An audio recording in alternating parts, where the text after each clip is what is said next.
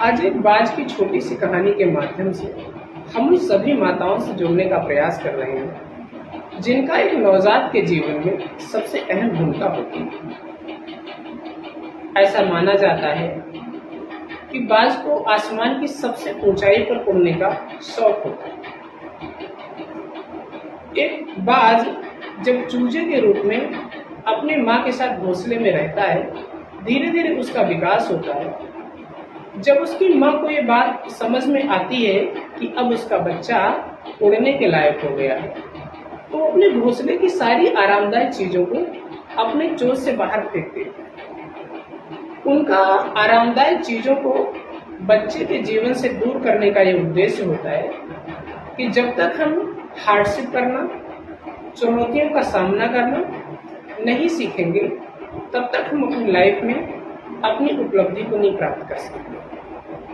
बहुत दिन तक प्रतीक्षा करने के बाद भी जब उनके चूजे उड़ने का प्रयास नहीं करते हैं, तो माताएं स्वयं उन्हें धक्का दे करके अपने घोंसले से गिरा देती हैं। वो घोंसले से बार बार उन्हें गिराती हैं और छोटे छोटे चूजे उड़ करके पुनः अपने घोंसले में आने का प्रयास करते हैं। इस प्रकार से उनका बार बार घोंसले से गिराया जाना तथा पुनः लौटकर उन्हें अपने घोंसले में वापस आना उन्हें उड़ना सिखाता है तथा चुनौतियों का सामना जीवन के प्रारंभिक स्तर पर ही उन्हें करना आ जाता है।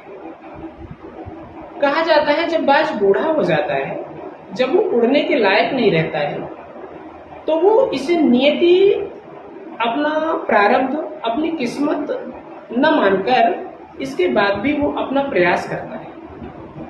वो किसी पहाड़ के शिखर पर जाता है और अपनी चोंच से अपने पंखों को एक एक करके नोच डालता है। अपनी चोंच को रगड़ता है, पत्थर से टकराता है और अपनी चोंच को तोड़ देता है। कुछ दिनों तक लहूलुहान वो उसी शिखर पर पड़ा रहता है।